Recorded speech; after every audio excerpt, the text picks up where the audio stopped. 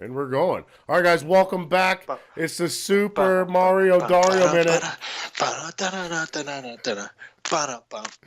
As you guys can see, it's a nice day outside. I'm trying to, after the podcast, go outside, stare at some nice asses of girls walking dogs. Man, it's a beautiful day. And then gym time for the second time. It was a good gym session. I don't like to talk about it too much, but, man, it was very, very good atmosphere. Ryan Ford, Frank Lafreniere, Jordan Ballmer. Was a good sparring session. I had nothing to do with Ryan Ford because Ryan Ford is sparring or fighting a righty, so I'm not involved in that anymore. They cut out. How is the Mr. Ford? How is he looking? Dude, he's looking solid. Looks strong. He's and he's gotten used to his weight, but he looks big too. This is gonna be his third fight at 68. I think he's starting to make that very good adjustment. Ford's good. Actually, I just got had a little interview about Ryan Ford, so I explained everything that how I feel. Yeah. Ford's a hustler, just like how he claims to be. He is a hustler. He's a hustler in the gym. He's a hustler in the sparring. And I think he's going to hustle that fucking belt 3 times the charm. So, looking good. Ford's looking good. Anyways, I'm very pleased to see Luke is not here anymore. What's up? Well, we've banned Luke from the Super Mario Dario Minute this week, seeing as how we were in Edmonton. Luke didn't spend a whole ton of time with us. He kind of hung out with his girlfriend and cleaned his yard. But we did FaceTime with you. You guys did FaceTime. Braidwood coming fresh out the shower in the hotel room. I said some not good stuff in front of the children. I did not know there were children present, but it wasn't totally bad. But it was the Boogie Child, correct? Yeah, the Boogie Child was there. We're okay. The Boogie Child can handle everything. It doesn't really matter. So we're okay. The Boogie Child's ruthless. Well, but I was actually very jealous. I kept up on the whole feed. My whole Instagram feed, Facebook was all about you guys in Edmonton, in E-Town. You guys, I was also with Ford, so we had a little chat with Ford at the same time too. But it looks like you guys had a lot of fun. I was very jealous. It sucks. Edmonton's so fucking far. It would have been a grand time. But it's okay. June, Shawinigan, or July, something like that. I don't even know. So we did find out that the actual pronunciation of that town is Shawinigan, and we found that out from the TVA sports people that were present at the fight. So what happened though? Like did you guys make a fool of yourselves and start saying Sean again in interviews? How'd that go? No, we met up. What day was it? I can't remember what day it was, but we met up with Braidwood for breakfast, and we sat down, and there were some French people beside us, and we're like, "Can I interrupt and ask real quick? What does Braidwood eat for breakfast? What does it look like? Is it very standard or is it very weird?" It's standard. Does he eat? Okay, he doesn't eat like avocado peels, right? He just peels the avocado, takes the peels, and just throws the actual avocado away. He doesn't do that, right? Yeah, we tend to throw those at people. Okay, perfect. Or throw them in the garbage. Yeah. Okay. But, you mentioned you were sitting next to some French people over there? We were sitting next to the French people, and we're like, who the fuck are these people? And then Braidwood introduced us to them, and they turned out to be the TVA people that are doing a documentary on Adam Braidwood and Simon Keane, which Adam Braidwood's segment is going to be called The Boogeyman. Simon, honestly, people are catching up. That's terrific. Simon doesn't even get a thing named after him. They call it the Road to Shawinigan. That's Simon's part. That sucked. Yeah, I'm not watching it. No. Ratings are gonna suck, guys. Ratings are gonna suck for that part. But that show will come out 1 week before the fight. But anyway, so then we were talking to these French people. And then the guy that was there was a heavier French guy with white hair. He's the biggest sports reporter in Quebec. Okay, I know he's a pretty tall guy too. No? Yeah, it's super nice. Yeah, it's super nice guy. But he covers boxing, covers hockey, covers all that. Yeah, I see him all the time on the French TV. He has like his own little segment, almost like a first take segment, like on ESPN type thing. He was always with another guy as well. Yeah. Good show. Super nice good guy. Yeah. And then his wife was there with him, who they work together, and I believe they have something to do with the Eye of the Tiger live streaming service. I can't remember what it was. Punching Grace. Okay. But yeah, so they explained to us that it's not called Shawinigan, which is the same spelling as the Shawinigan that's in Victoria, but it's called Shawinigan. We're calling it Shawinigan anyway, fuck it.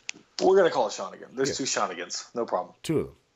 But, we had a great time in Edmonton. We did miss you. Like, I really could have used you there as as like my right hand man because the Duke was missing. I mean, what use was Luke at that point, huh? But So realistically, like compared to where Luke is at and where you're at, who is a little bit closer to E Town? Luke is 100%. He's an hour and a half away. Drive or a flight? No, drive. Drive. Okay. Yeah. Where is that again? So it's in Alberta then. He's in Red Deer, which is directly south. Okay.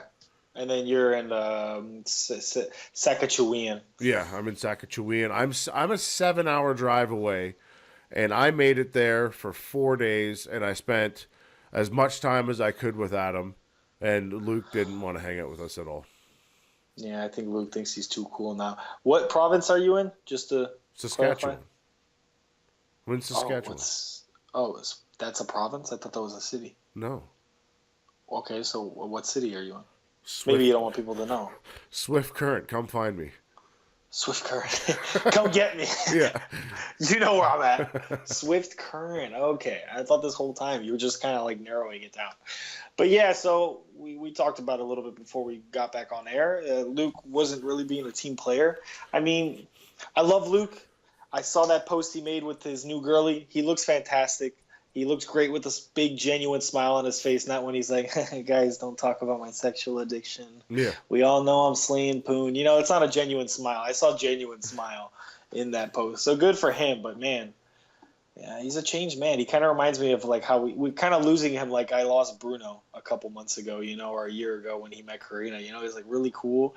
But maybe this will be a positive thing because Bruno got really funny when he kind of went solo and he kind of went with this girl. Maybe Luke is going to be like full of content. You don't know. This girl's just going to bring it out of him just like it got out of Bruno when he started dating his girlfriend, you know? So we might be in for a surprise. Maybe he starts doing his own thing, but he puts his input and his content's going to be great. I don't know. Or he could just be even worse than he was before.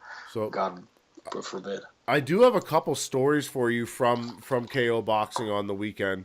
And the first one I'm going to tell you is a Luke story. So Luke and I, we hit the bathroom before the fights were going to start, right? Smart move. So we're pissing in the urinals, and then all I hear is just, and Luke drops the biggest fucking fart of all time. And then spits and walks away. Oh, Luke's fucking. Luke's kind of nasty. Luke's kind of sometimes when he dresses up, not really, but most of the time he's kind of gross to look at. And the fact that you kind of just throw those two factors in, Luke, man, unbelievable. Like not just like a 1 second squeaker. It was like a fucking 5 second baritone tuba. It was. But you know what? But that's like an alien release because didn't we say Luke's kind of like, you know, I don't know, man. You don't know what aliens are eating. Maybe they're just eating cows, you know, with the fur still on them. You know, we don't know.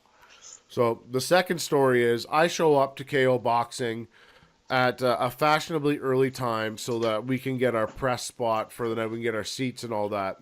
So I show up there right around 5:30. Luke's supposed Tanner, not to cut you off, but you had a nice, genuine smile when you were taking selfies like that. I mean, you guys look like you had a lot of fun. I have to chip in there and say that you guys look like you had a blast. I'm sorry. Go ahead and continue. We were going to talk about the smile after. So anyway, I show up KO Boxing 5:30 to get our seats. Blah, blah, blah. Luke's supposed to be there. Luke doesn't show up until about 10 after 6, that fucking piece of shit. But so I walk up the runway to go to the ring, and the commission guy stops me. And this commission guy, he continually fucks with us when we show up there. Like, so he tells me, he's like, yeah, sorry, we can't accommodate you guys at ringside this time. It's for press only. And this is a big fight card. It's a WBC, WBA thing. So I was like, what the fuck? Motherfucker, we are the press. I was like, what the fuck do you think I'm doing here? You just think I'm here to fuck around and yell at Burger? No, we're here to do shit. So he's like, yeah, I can't accommodate you. And he walks away. So I was like, motherfucker. Cold. Okay, so apparently we're not going to be at ringside this time. So we get Luke. I'm like, Luke, I need you down here. They're fucking with us. They're telling us we're not ringside. So we go get the boss, the promoter.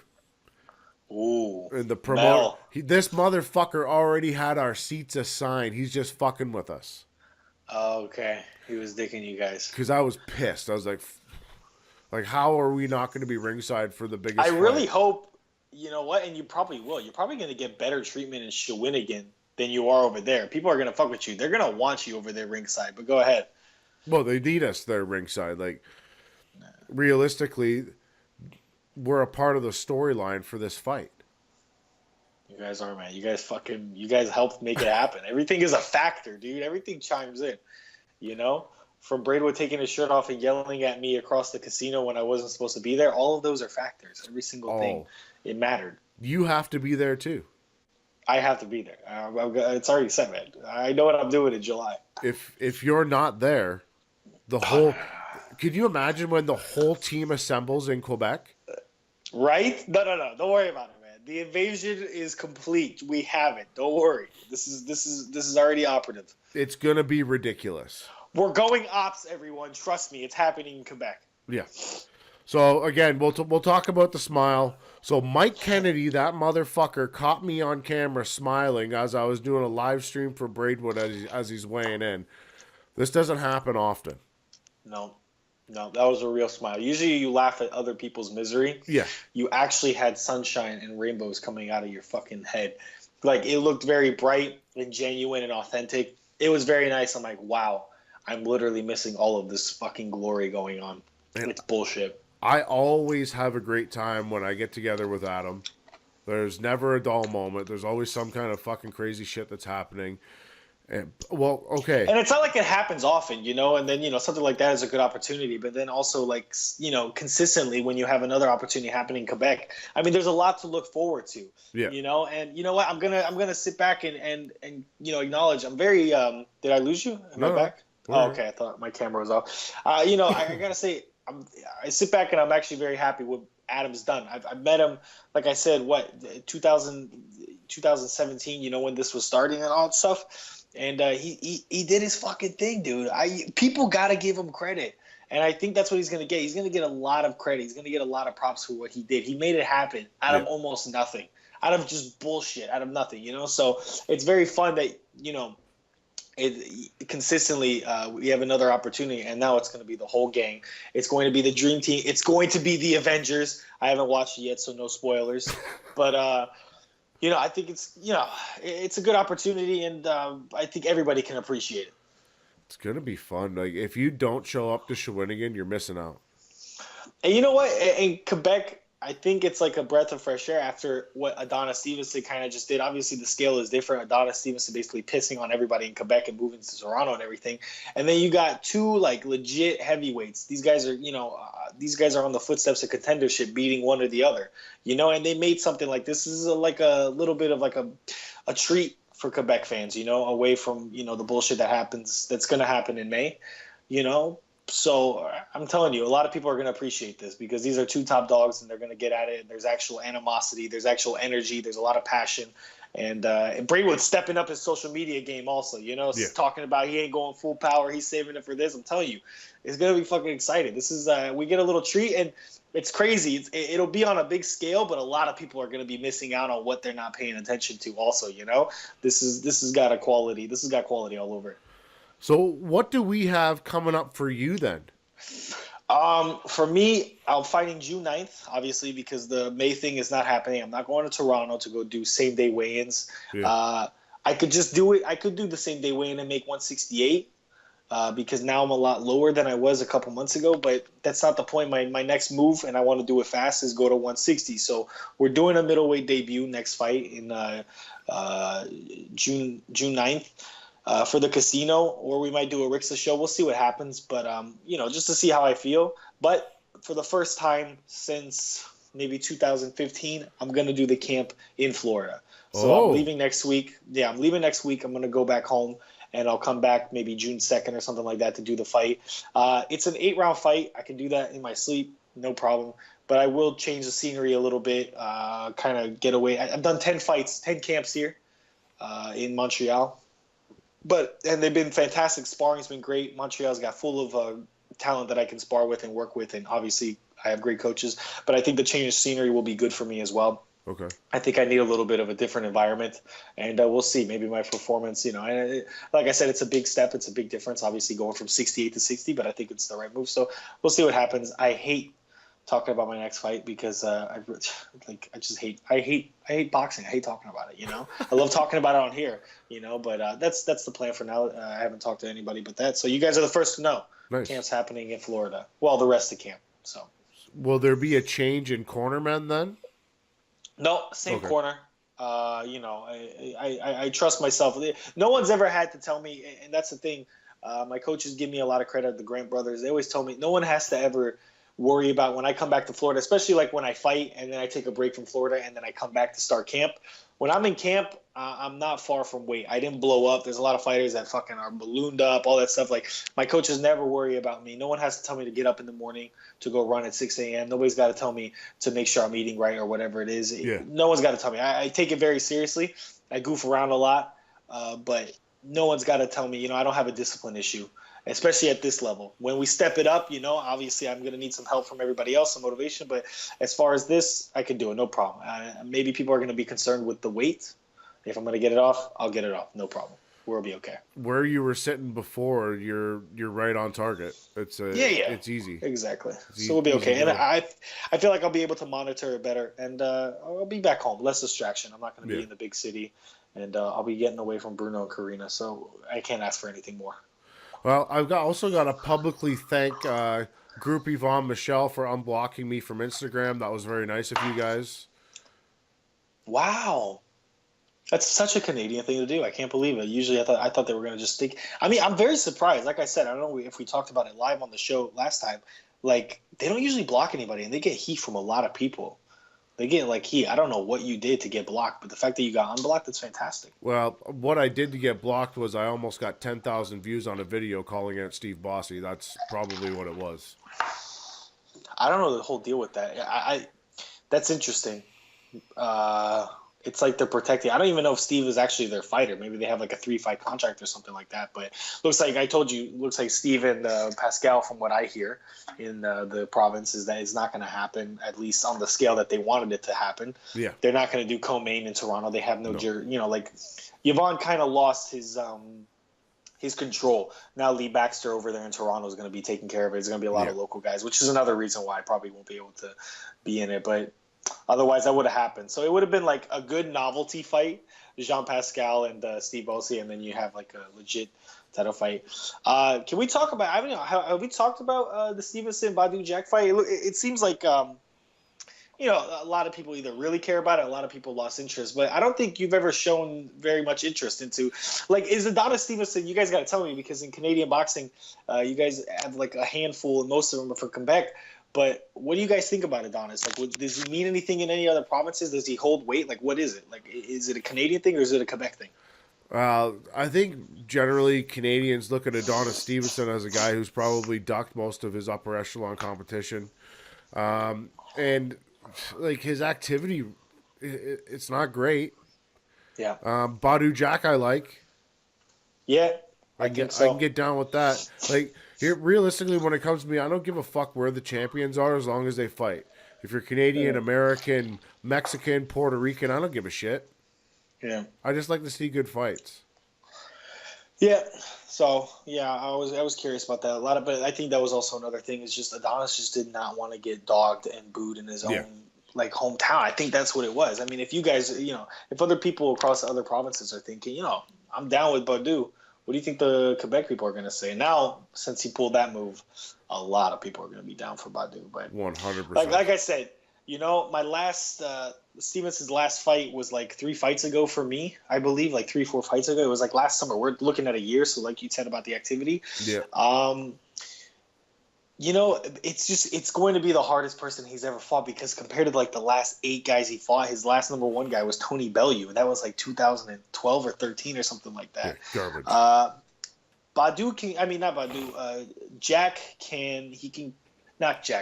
Stevenson, he can hit, man. There's no doubt about it. He just needs a little bit of room. That's why I think Jack's probably going to be either too close or too far away for Stevenson to get it. It's crazy. Stevenson looks so simple. He really has no footwork, no nothing. He really doesn't do anything special. He's just awkward and everything. But Badu's a hustler, and he looked great against his other last light heavyweight fight. But both have been knocked out. I actually sparred the guy that knocked out Stevenson, Darnell Boone. Oh, yeah. The guy's like a 25-25 record or something like that, but he can crack, dude. And he's a middleweight naturally. Naturally, he's walking around like 162, 163, you know, and he came up and he knocked out Stevenson. Nobody's got that video. He showed it to me on his phone. It was a terrible, terrible right hand. Oh, my God. I think it was like first, second round. It was like very caught Stevenson cold. He didn't even catch him and then like put him out. He just caught him with one punch and this guy collapses, you know, so, it was terrible. So both guys been KO'd. It's a good fight, but as far as like the interest, fuck. I'm so turned off by the whole event, the whole Al Heyman thing. Like, what a turnoff, you know? They claim they can make things happen, and then, yeah, it's just how boxing is. The politics never change, no matter what happens. You get new faces, but the politics is the same. I'll probably watch it. Oh, yeah. Everybody's going to watch it. If you're a boxing fan, you're going to watch the fight, for sure. It's going to be on Showtime, whatever. Yeah, people are going to catch it, but, you know, I really don't care who wins. All right. Song of the week. Song of the week, and I just had it. Song of the week. What is song of the week? Wow, and I had it written down somewhere too. I don't want to go to my other phone and get it. What was song of the week? I was jamming to it too. Oh, yes! New album. Are you texting? Can we get back on track? I'm waiting for you to say song of the week so I can type it in my phone. Oh, my bad. Song of the week from the new album, from new Post Malone's album, is Same Bitches featuring G-Eazy and YG. Pretty tight. Hey! Pretty tight song, man. Listen to it. Don't judge it yet. Same Bitches by Post Malone. Like SAME bitches? Yeah, Same Bitches. Okay. Why couldn't you just say same and then BITCHES? Because I don't have an American accent, and you said it kind of weird. What would you... Oh, God.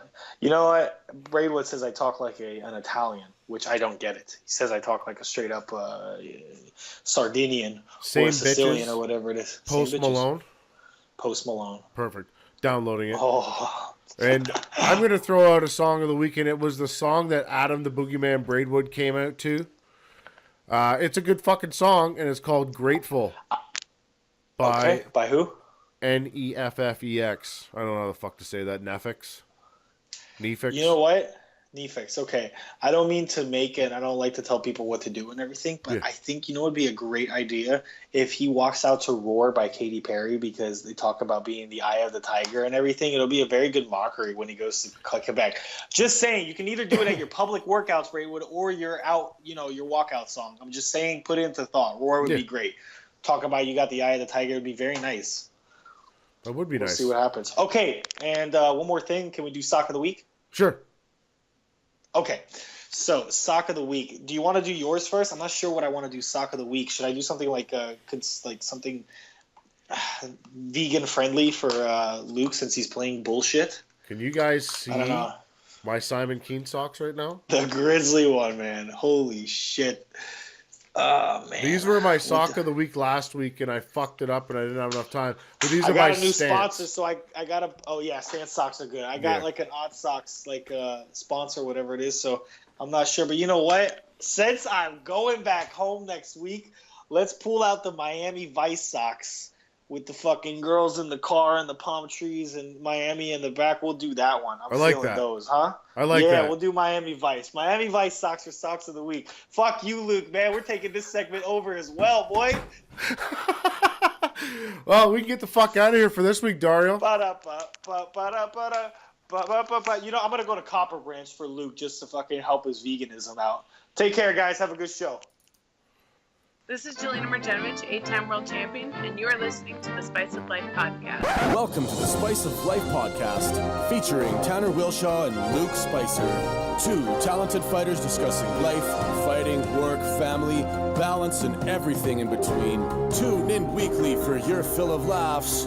Now, here's your hosts, Tanner Willshaw and Luke Spicer. Back to the Spice of Life podcast. Today, the podcast is brought to you by Buds and Leaves. I lost my spray. But Buds and Leaves is a full licensed dispensary that helps athletes and patients get the care they need. So Buds and Leaves, they supply me with the CBD stuff. So I got the CBD spray from Smile. This is a new lemon lime flavor. I like that. I've also got the orange from Smile. And my favorite product is the Buddha stick. I really like the Buddha stick. I put it on everything that hurts and it makes the pain go away. I also really like the CBD capsules. I take these before bed and I wake up. I can get out of bed just fine. But if you guys want to hit up Buds and Leaves, go to www.budsandleaves.com or at Buds and Leaves on Instagram. Who else are we brought to the people today by, Luke? Audible.com. So if you go on to audibletrial.com/spice, Audible Trial will give you a 30-day or 1 month, if it's a short month or a long month, subscription. And Spice Life Podcast will give you 2 free ebooks. So go over there, download the books. You got to put your credit card in and get an Amazon account. It's pretty standard. They're not trying to fish for stuff. You don't have to renew or anything like that. So go get your books, use the code, get 2 free books, and listen to an audiobook. I listened to an audiobook today while I was supposed to be doing office work, and I started cleaning my kitchen, and then I was like, hey, I should fix this filter on the dishwasher since it's not cleaning the dishes. Next thing you know, fucking hour later, I've got 400 parts of the dishwasher skewed out across the kitchen floor, but it works really good now. I listened to deep work while I was doing that too. Oh, did you? That is deep work. Yeah, it was deep. Yeah. We're also brought to you today, guys, by Monster Headphones. They're the best headphones in the business. The Duke's got the big gold ones. They're made after some kind of a soccer player or some bullshit. I can't remember who it was. I don't remember either. No, I got the Monster Clarities because I need to hear everything that goes on this show because I run this bitch. So those Monster headphones, they're the best headphones in the business. Now, I seen that you made your Socks of the Week post last week, and I fucked up and I forgot to do it because I was too busy with kids and the Boogeyman. But I'm not going to drop the socks that I bought when I was with you because I had some very special socks that were sitting in my mailbox when I came home. Oh, yeah? So you saved those for this week. Oh. Those are my Simon Keane socks. Fuck that guy. Yeah. So these are by Those are sick Stance. socks, actually. Yeah, they're nice. Yeah. But Stance socks, best socks in the business. And I think the Duke can agree with me that they might be the best socks in the business. They're pretty comfy, man. I'm not going to lie. And, the biggest surprise for me was I put those socks on in the morning, right? We left Red Deer, drove up, and, I wore them all night. Like, I felt great. You get them on at the end of the day. It was like they weren't, your feet get sweaty when you've been wearing your feet all night, especially when we're sitting in a suit and stuff like that and hanging out all night. But, yeah, they felt good. Like, I felt really good. So it was neat when I was leaving that hotel, right, to head down to the venue. Or no, it wasn't. It was the next morning. We were checking out and sitting out front waiting for him to bring the SUV up. And I had my shoes I was carrying them. I had him sit down. This old guy, he had to have been about 70 with his wife. He stops, he turns around, he looks down. He's like, hey. And he pulls his wife. He's like, look at the style of that young man's shoes. Those are nice shoes. And I look over at him. He's like, gives me the thumbs up and keeps walking. It was funny. Just, all decked out old guy, That's funny. But yeah, it was neat. I wanted to ask you that Buds and Leaves, like rub. I mean, it's no secret. We've talked about it enough. I don't do any of this CBD oil. I'm not I haven't done any of that stuff. So that stick, is it like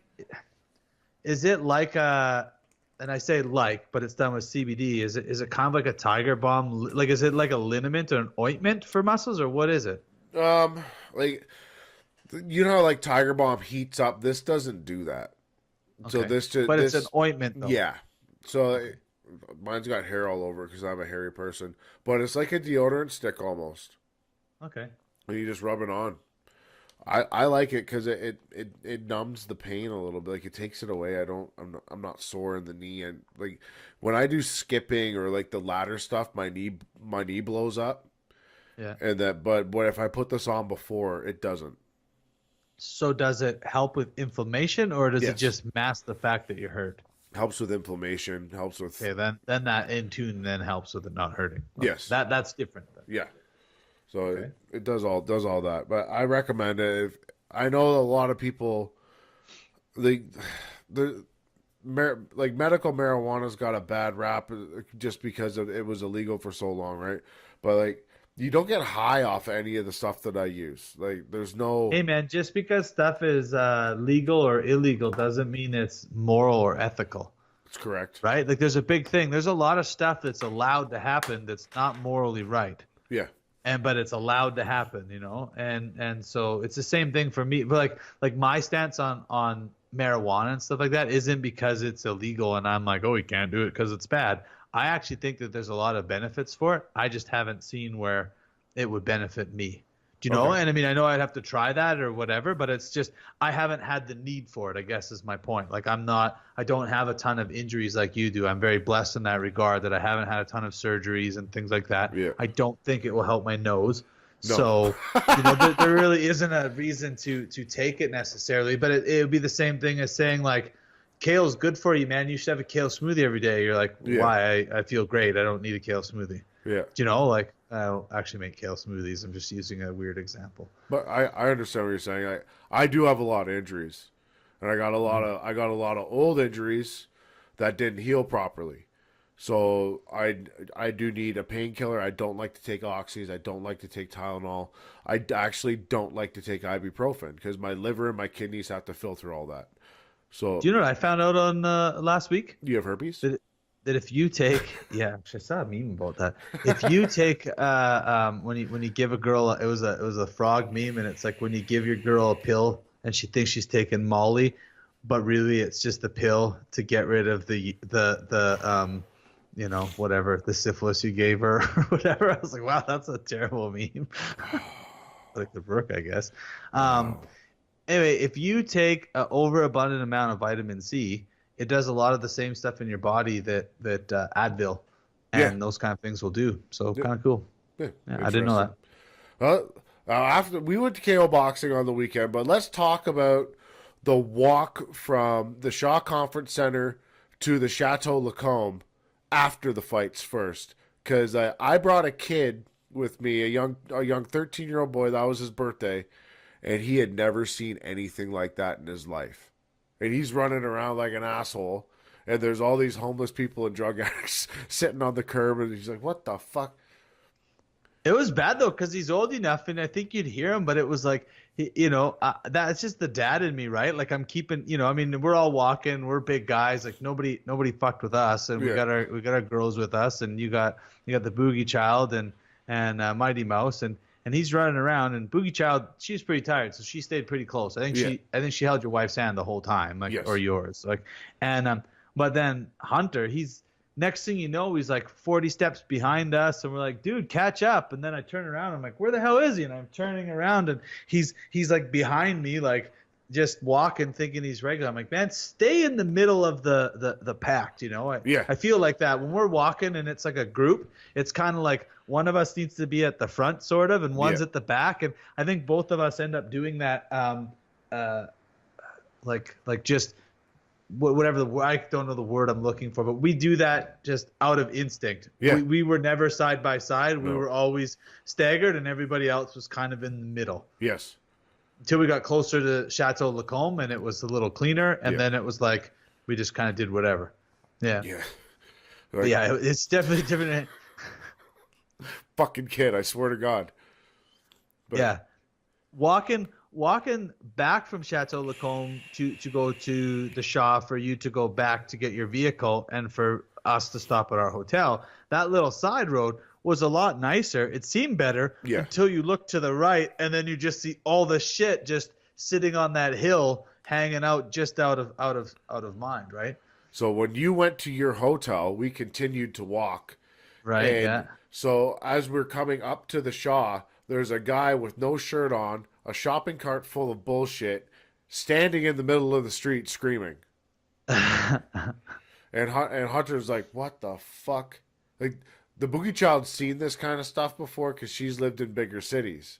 But this young kid comes from a town of 14,000 people. We don't see homeless people here. No, you don't. Like, I mean, the next logical step would be to take him to Vancouver to East Hastings Street. That's probably what we should plan our next trip for Hunter, just so he can really see the evolution of people. That's eventually where they end up when they're doing that. Yeah.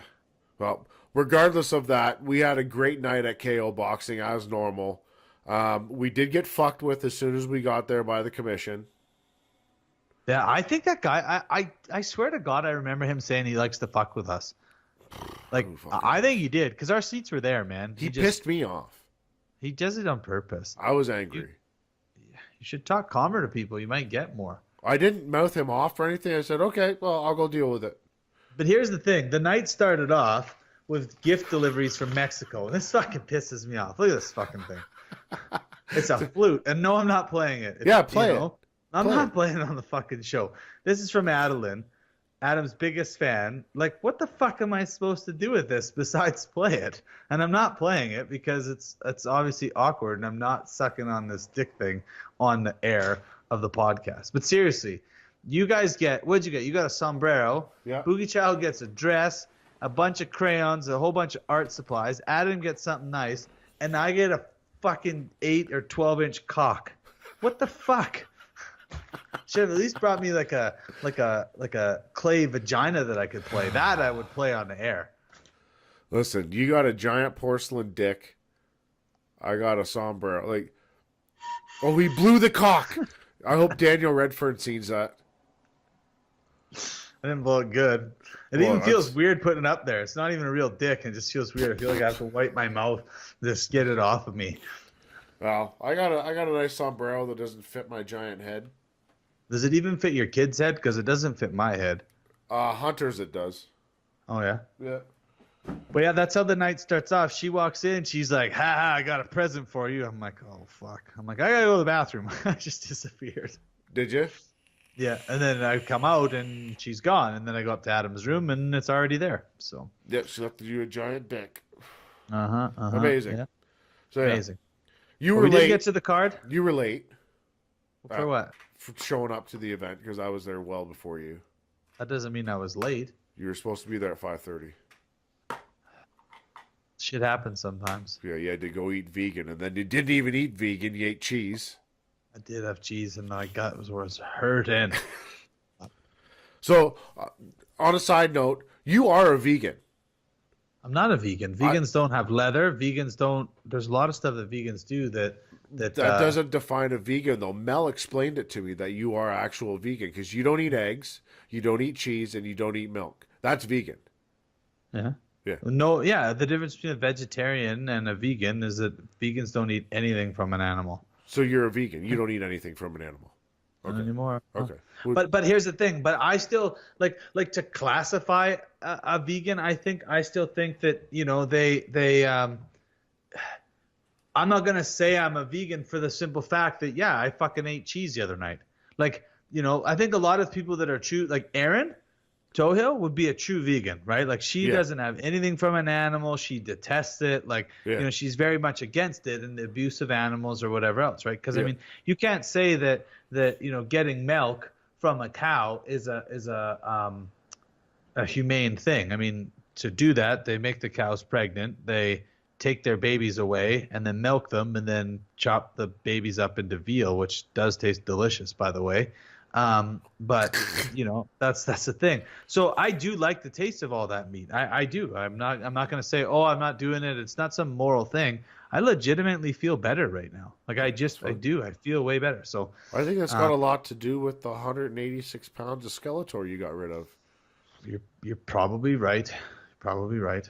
Then now that's fine. You're a vegan. I don't hate on vegans. I just hate on the new Christian ones. I've said it a million times on the show already. Yeah. Like, I think you talk about it more than I do, though. Of course I did. Of course I did. Okay, let's get to the fucking fight card. Okay, show started off with a bang. Did it? Did it not? The show started off with Julian Klima, who is 0-1, against Charles Hover, or however the fuck you say. He was from Montreal. Yeah. The Montreal guys, they came to fucking fight. They were tough. Mm-hmm. Yeah, they were. So for sure. Initially, I thought that Julian might have had a little bit of a bad performance until I watched the fight back, where the Montreal guy was just tough. Super tough. That's what I mean. Start off with a bang. It was a good fight. Like it was a good fight. It was very entertaining. It was back and forth, high paced, a lot of shots, a lot of punches. I like being in the red corner.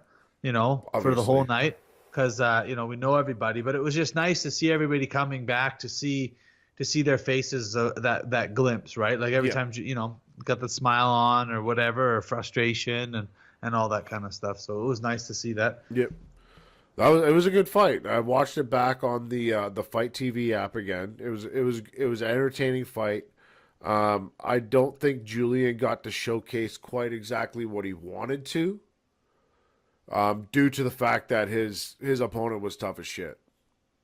Yeah, he was, and he didn't. They were both there to win and to throw the stuff, right. Like I was glad that we got to see Julian for more than 30 seconds, like last time. Yeah, because everybody talked about him, and we're like, we don't even get to see this kid, and we can't see him before. So it was good. He was nice to talk to at the weigh-ins and the press conference too. He's a good guy. He's got a good head on his shoulders. So that was cool. I was happy to see him win. They got a draw. It was a draw. Yeah. Yeah.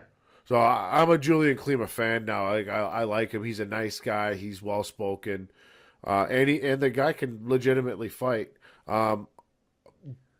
Did you think the draw was I thought it was a good decision.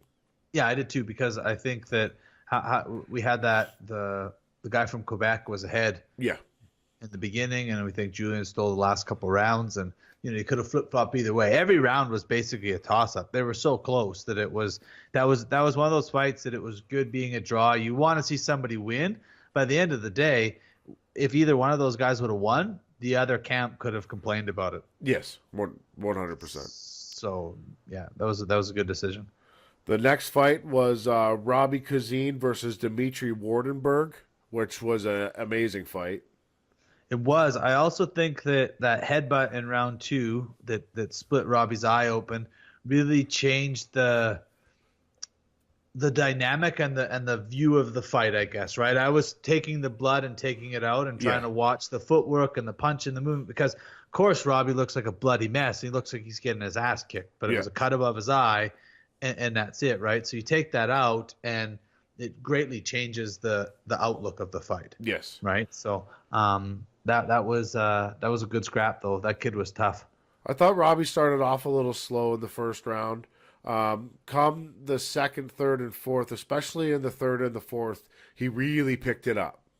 And that's when Brad started really yelling at him. Yes. I think that probably helped. Probably. Yeah. But yeah, the third and the fourth rounds were definitely his best rounds. And he looked real good in those rounds. So Robbie's got legit skills. That Dimitri guy, I don't know what the fuck background he has. Obviously, it's MMA and wrestling due to his attire that he was wearing in the ring. But Jesus Christ, he's tough. Yeah, he walked down shots, walked into shots, walking them down numerous times, and it didn't phase him just to load up that overhand right, and he tagged Robbie a few times. I wouldn't be mad to see either of those Montreal guys come back again to fight somebody else. I would actually look forward to the fight. Yeah, and it's nice when you can see some of those guys coming back. I mean, Mel it usually brings in a lot of guys from Mexico. We know that, and she's brought a few of them back a couple times. So it's been nice seeing them back, because we're always there, and you get to see them. You're like, hey, now we get to judge them against the next guy or whatever, and sometimes we're happy to see the foreigner win. Yeah. Next fight of the night was a little bit of a controversial fight, and it's the fight that I thought was going to be the fight of the night, and quite honestly, it didn't deliver what I thought it was going to. But it was Rafael Santoro versus Brian the Yard Dog Samuel. It was a tough fight, though. I think a lot of that is falls into the styles make fights. Yes. And because of their two styles, it could have been a barn burner. Yeah. And it also wasn't because of that reason. Like, Brian's style really stuffed Rafi's style. Yeah. But Brian wasn't able to capitalize on it, which is why we thought it would be more of an exciting fight. Really, really test Rafi, but he didn't. Rafi stayed composed and was able to tie him up and still try to work those ranges a lot. That's my takeaway from it. Well, Brian changed his style a little bit for this fight, where his movement was great. Like, his head movement was really good. Now, Brian's not the most athletically gifted or coordinated gentleman to see move around in the ring. He's kind of flat-footed. He's heavy on his feet, but he throws bombs. He chucks hard. He wasn't able to catch Rafi with anything. No, not really. Now, initially, when I was watching the fight, I thought it probably could have been a draw. But after watching it back and seeing the significant punches that Rafi did land, Rafi definitely won the fight. Yeah, I would tend to agree on that. I thought that night. I thought that he still won. It was very distracting being in that corner watching it. And you guys got to remember the stool, man. Got to remember the stool. Yeah. Yeah. Well, and we just trying to watch it, the more shows we've gone to now, the easier it's been to stay neutral. Yeah. It's hard for us, man. A lot of our friends are fighting in there. And I mean, I can't remember which one I did. I yelled something out. You're like, shut up. I was like, oh yeah, right. Like, so. Yeah, it was Flavio Michel. There you go. Yeah. But well, listen, like the Santoro camp, they took some exceptions to some stuff that I said about they took the fact that I said Rafi's chin hasn't been tested to say that I'm saying that he has no chin or anything like that. Realistically, in a professional fight that we've been present for, have we seen him get hit with anything significant that would hurt him? No. No. So what I said is true. We haven't seen his chin tested. And it wasn't disrespectful. And I mean, to be honest, I hope we never see his chin tested. I don't want to see him lose. I hope the kid continues to move and be evasive the way he is and continues to throw down and pound people. I really like him, and I like his younger brother, Carlito, a lot. I really like the kids. They're both very respectful. They're very well spoken.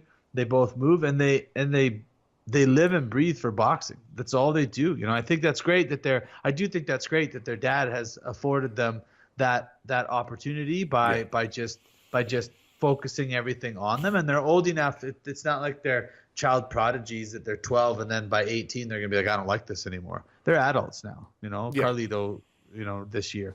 So it'll be good.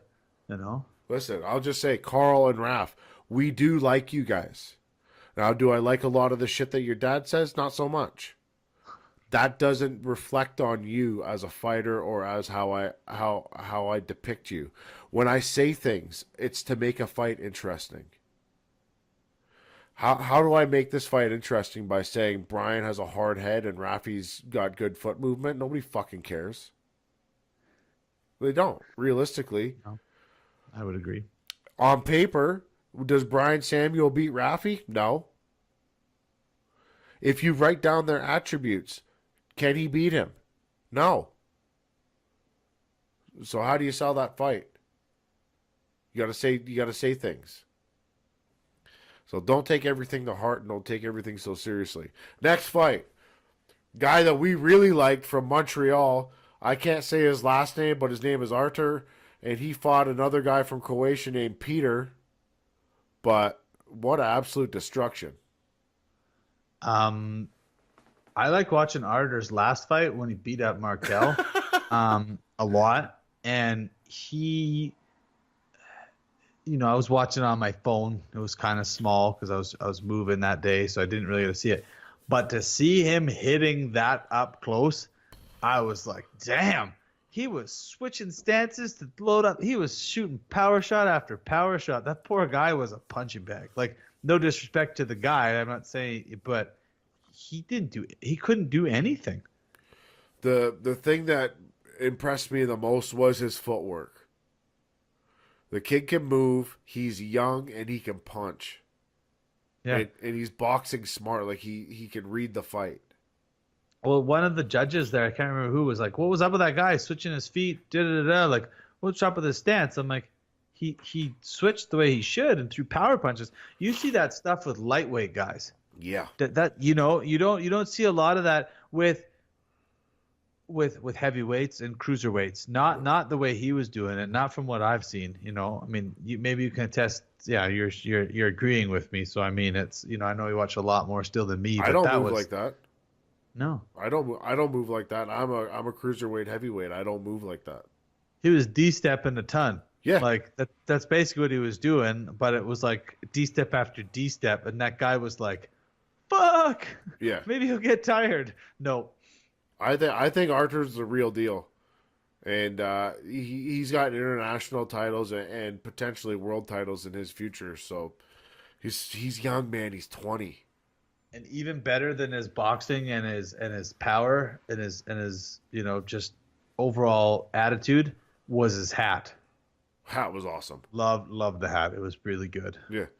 And he took the time to sign autographs too for the Boogie Child and Hunter. So that was cool. If I know he probably doesn't understand what I'm saying, but get used to it, man. Like, he was a little awkward about it. Like, get used to it. People are gonna start asking for your shit. Trust me. We're gonna see him June 16th. I like that he, too, because he's living in Quebec, but he's Russian, so he obviously speaks French, I would assume, and Russian. But he does speak a little bit of English, which is also cool. Yeah. Because his translator was translating, and then he was giving his response into the mic in English. Yes. So that was cool that he could process some of that stuff, and I just think that's really, it's really awesome. Yep. He speaks English better than that French idiot Simon Keane. Yeah, Simon needs to learn how to hit the bag. Don't miss. Oh, he missed the bag. You should redo that video, man. You're gonna do a shit talking video and you miss a punching bag? Come on. Yeah. Next fight. Next fight was Eric Taylor versus Abdul Jimenez. Eric looked off. He looked a little bit off, yeah. It wasn't his greatest outing of all time, but he got the job done. He did. Yeah, and yeah, he did. It was I don't know if we could have used the intermission a little bit before that or something like that. I was getting a little antsy. I think that might have been part of it. Part of my problem too is just I was ready to get up and stretch my legs and whatever, but with the Fight TV app and everything being live, we didn't have the luxury like we normally do. So no, that's what it is. End of the day, Eric got the job done. 7-1-2, and we might see him a little bit sooner than you would think. I'll disclose it off the air because I can't talk about it on the air. Okay. But I do have a little bit of inside information on Mr. Eric Taylor. Next fight was Flavio Michel versus Alejandro Ramos. Good fight. Good fight. Yeah. Went a little bit longer than I thought it was going to. Yeah, because that dude can take... That dude was tough. Tough. Well, Flav ended up taking him out. Like, whatever Flavio's eating, I want to eat it. Right? He's in the fucking retarded shape. Oh, the guy just works out like mad. What else does he do, though? I have no idea. He's hanging out with some interesting fellows at the end of the night, so... Yeah, right? That one guy's his brother, right, I think, isn't it? Yeah, the taller guy that was wearing the white, that's his brother. Oh, who's the guy that was wearing all red? He's always at his fights. I have no idea who the fuck that guy is. And he's always wearing that same outfit of all red. Yeah. Leather shorts, leather hat, red shirt. Yeah, all red. Yeah.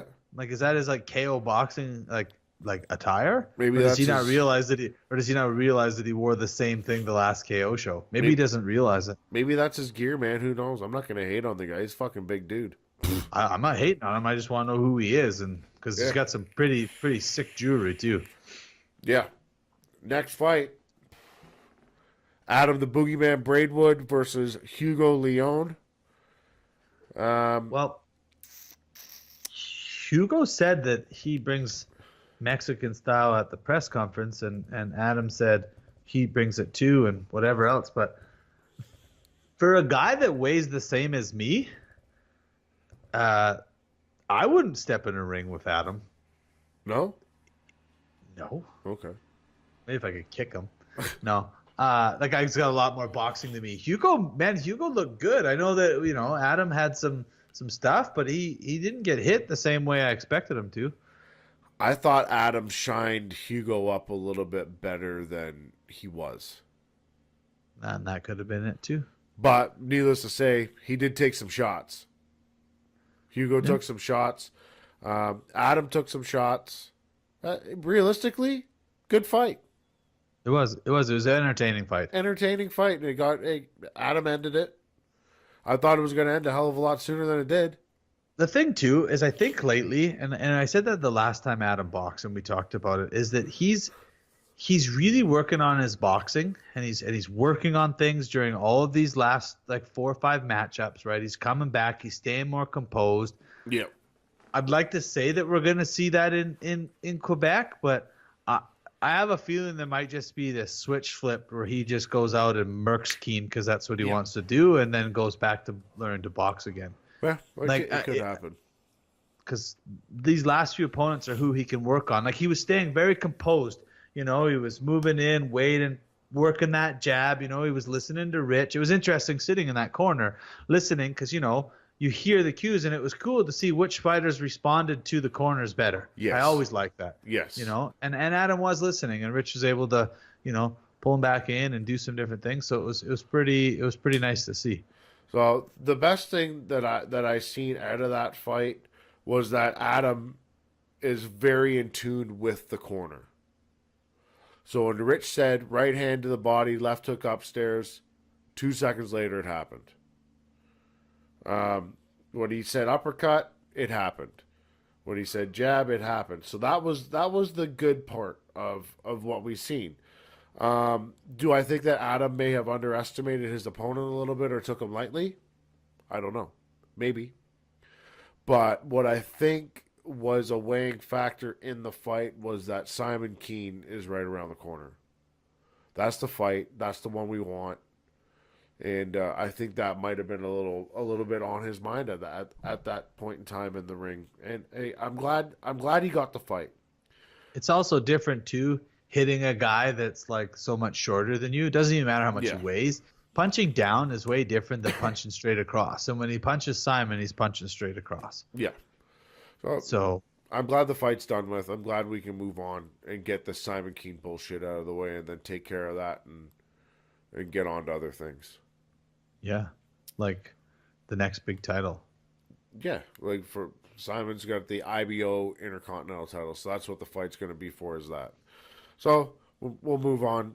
Adam, good job. I'm glad the fight's fucking over. Happy to.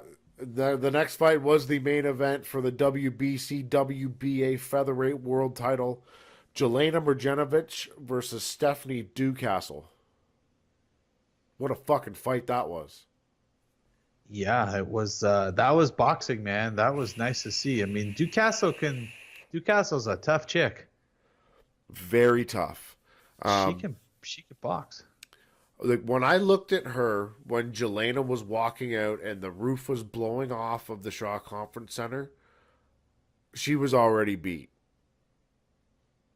She just looked defeated. Like, the last fight was in her town in France. Now she came to the champion's town, which I think should happen. If you want to fight the champ, they shouldn't have to go to your backyard. You should have to go to theirs. Very different fight. Yeah, I mean, and I can also understand why they went there. It's a better payday for Jelena when she went to France. Bigger stadium, bigger stuff, right? Agreed. It does happen. Agreed. But at the same time, you're right. Like, you know, Jelena had a lot going on the last fight when they fought, right? And she was off. She had a very off performance when they fought to the draw in France. Jelena did not have an off performance on Saturday night. Fuck, she was on. Like, if she's an 8-cylinder fucking machine, she was running on all 8 cylinders Saturday night. One judge scored it 9 rounds to 1. One judge scored it 8 rounds to 2, and the other judge scored it 9 rounds to 1. I didn't score 1 round. I've watched that fight 3 times. Not one I round. didn't either, but that, like, they were all 99-91 and 98-92 or whatever. Like, even still though, like, she absolutely dominated. Yeah. And but dirty. Fucking dirty though, dirty. Jelena. Oh my. She could play it, man. That like she shoulder pressed her face so bad she had blood running down her back. Yeah. Dirty fight. I loved it. It was great. Yeah, it was awesome. I enjoyed it too. It was great. And she can play it up, man. Yeah. See that face? The coolest thing too was because after watching her Jelena video of the movie, talking to Milan and talking to her and seeing everything and getting to know them all so much better over the last year. Yeah. Right? And seeing them and talking to Milan. Like, I went over and talked to Milan after Jelena was still in there. And I said, wow, that was easier on you. I don't even think you had to yell at her once this time. He laughs. He goes, no, she did good. I didn't need to yell. She was listening for this time. She didn't listen at all in France, but she listened good this time. Yeah. That was fun. Yeah, he did. Yeah, it was nice. So It was good to see her having fun, though, right? The first few Yes. rounds, it was kind of business, but as the fight went on, she started to have a lot more fun. And, you know, piping the crowd up, walking back to the corner with the grin on her face. Like, Yeah. I just did that. You know, that was fun to see. I'm proud of her. That was good. That was cool. the first few rounds were fairly heated to the point where Jelena actually shoved her into the corner after the bell rang. But it's all gamemanship too, right? Like Jelena knows how to play the game. Yeah, she's just getting in her head. She's That's all it mentally is. breaking her as well as physically breaking her, and that's what she did. Yeah. It was an amazing fight. It's one of those fights that I'll go back and watch again and again because there's a lot of little tricks that like a person with 50 fights, being male or female, doesn't fucking matter. That there's a lot of little tricks that Jelena did in that fight that a lot of younger inexperienced people can add to their arsenal. Like there's more than one way to get into somebody's head, and it doesn't always have to be words. It's true. And It is. she did it in the ring that Saturday night. Like the only way that fight could have went any better is if she could have caught Ducastle flush on the chin with a left hook. She hit her with a couple of them and staggered her pretty good. I want to see that left hook too, a big one. I wanted to see the face plant, but didn't happen. But it was a bully beatdown. Completely true. Yeah, that was good. That was by far the best fight of the night, though. 100%. The only other one that was close was Robbie Kazin. Or Yes. Robbie Cousin. Sorry, Robbie. Your name's not Kazin. I just looked at your name and it fucking jogged my memory. But that fight was really good. Another bully beatdown was Arthur, obviously, too. It wasn't even close. No, but that's hard to say. That's like fight of the night. That may be knockout of the night. That one, but Yeah. or Adams. But like as far as the overall fight, because I mean, even though she dismantled Stephanie in this fight, it wasn't like Stephanie still was in there. It wasn't like she just got absolutely pummeled for 10 rounds, but No. she definitely got outboxed. You can see why Jelena is the champ. And, you know, it was there, right? She proved that and cemented that for sure on Saturday night. In my opinion, Jelena is probably the best female fighter of all time in boxing. Hands down. She's the GOAT. There's nobody. Who else is close? I don't know. Nobody. There's nobody else that's close that's been able to achieve what she's achieved. She's an 8-time world champion. And I know you made a post earlier and you put 9-time world champion. You might want to switch that before she. I did. I was wondering that because actually, but you know where that came from is Adam put that. Yeah.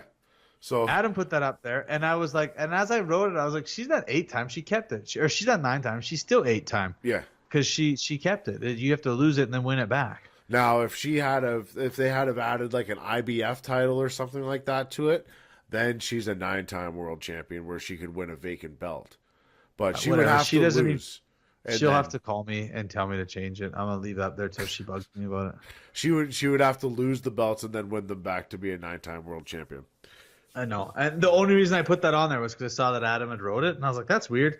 And I was like, oh, whatever. And instead of fact checking it, I just went with Adam. Fucking Boogeyman got me in trouble. Well, that happens. Well, how long have we been going on here? It feels like about 45 fucking minutes. Probably about that.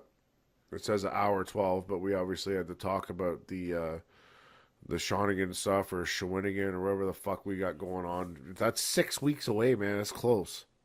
I know. 6 We weeks. can't mess around. We're gonna be rolling into, how do you say it? Shawinigan. Shawinigan. Yeah. Shawinigan. We're doing. You know the other thing too that I thought about doing. So we do have a lot of fans out there, Yeah. and Adam's got a lot of fans. So we are looking, guys and gals, at getting Airbnb. We've looked at a few of them. I'm just gonna throw it out there. If you've got a house for rent that you want to rent to the TSOL team, and me and Tanner will be happy to come and rent from you and stay there. You know, if you got Mama's home cooked meals, even better. Yeah. Just putting it out there. Otherwise, we're booking this thing in the next couple weeks. So if somebody's got something, send us a message, and we'd be happy to take a look at it. Put some money in your pocket and bring you some hats and some shit like that too. So Maybe if you're lucky, the hats aren't cheap. no. If you're gonna give us a house, then we'll give you some hats. Yeah, I'll give you a couple hats. Right up. We should probably give that guy a shout out, that Asian fellow that we ran into at the fights that I was super excited to see us. What was his name? Well, it's Bobby from China. Bobby from China, that's it. Because I was like, on because the gram. it's funny because he had tagged us in the picture later, but we had recently just connected with us on Instagram too. So yeah, hey Bobby, what's up? We know you're listening to the show. Thanks for coming over. You were far less weird than Dave. Yeah. And I didn't even see Pepsi Dave. I don't think Pepsi Dave was there because Pepsi Dave was commenting on my Instagram stories. He only comes for Brad, maybe. Maybe. I don't know. But we did get followed by Linton Vassell, so maybe we'll have to get him on the podcast.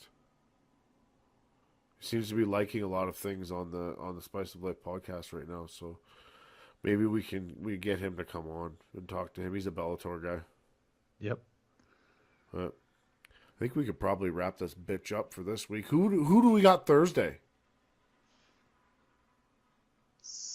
Are we gonna jinx it?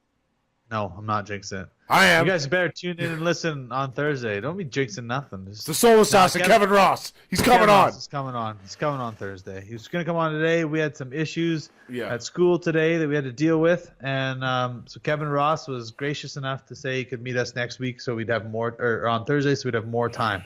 He's got an hour. He would have only had a half an hour today, so he's got an hour with us now that we didn't push the time back. So he'll be on Thursday talking about his upcoming fight July 14th in Rome with Gabriel Varga for the Bellator. What are those two? Featherweights? I have no idea. They're light though. 155, Yeah. 145, something like that. Yeah, or welterweight? No, they're not welterweights. It's bigger. Yeah. Anyway, those two are fighting for the Bellator title. Yeah, There's a big card in Rome too. Big card. Yeah, we can get the fuck out of here, but just for all you kids that are out there in grade 2 or grade 3, if you're going to threaten the boogie child, she will react. Well, here's the thing. I don't even know. You never filled me in on everything. I'm not going to do it on the show, but of course you're not. And I know no kids are listening to this show, but you parents that got kids out there, you should find out if your kids are being bullied. But more importantly, you should find out if your kids are bullies. And if they are, don't be a bully back, but you should nip that shit in the bud right away, because there's a lot of kids these days that are not knowing how to deal with stuff, and they're taking their own lives because they don't know how to process with it. It's hard shit, man. I was bullied when I was younger. I still get bullied now, but I can deal with it. I can cry easier in public from Tanner. But seriously, seriously, like it's a bad thing with social media and everything. I mean, we make a lot of jokes. There's been people that have been offended and things like that. We've rectified it. We don't have many people that hate us. No. Even Simon Keane is on board with things. I mean, we're selling this fight just like anybody else. We want to see ticket sales go up. I mean, seriously though, fuck Simon. But take it for real, man. Kids these days, they have a hard go, right? There's a lot of shit going on, and you parents that are raising these little bastards, you better hope it never happens to the boogie child or one of my kids, because you're in for a rude awakening if I got to come deal with you, same as Tanner. Well, the problem is the parents. We live in this fucking PG world where nobody can say anything because, you might hurt their feelings. And then the people are growing up with these pussified attitudes. But when you utter a threat, like bullying is one thing. But when you utter a threat, you better be ready to back it up. That goes with me. That goes with Luke. That goes with everybody. Like, if somebody threatened you, it's go time. Yeah. Does not matter. About it.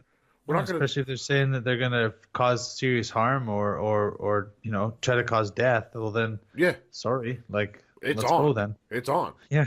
That's just the way it works. But we live in this PG world where people say they think they can say things and there's no consequence or repercussions for these actions, which parents need to to say that to their children. Like, my kid knows if she hits somebody, you better expect it coming back. Along with my niece and nephew, if they hit somebody or they pick a fight with the boogie child, expect it to come back. Hunter found out the hard way. Yeah, she's so cute and just mild-mannered and just kind of meek. And then she gave him a shiner, man. That was great. Yeah, she doesn't fuck around, dude. She's so funny. But we get out of here today. Again, the podcast today was brought to you by Buds and Leaves. Go to www.budsandleaves.com or at Buds and Leaves on Instagram. Get yourself some of the CBD capsules. Get yourself some of the Smile CBD spray. Get yourself a Buddha stick. I'm telling you, trust me, you will not be disappointed. Who else we have for this fucking who? audibletrial.com/spice. You get 2 free ebooks and a 30-day trial of audible.com. And Put some spunk behind this one, Luke. Monster headphones. Best headphones in the game. Go on over there and get your headphones. All right, we'll check you guys Thursday. Hopefully the Soul Assassin is here. But we're out of here for Tuesday. Peace.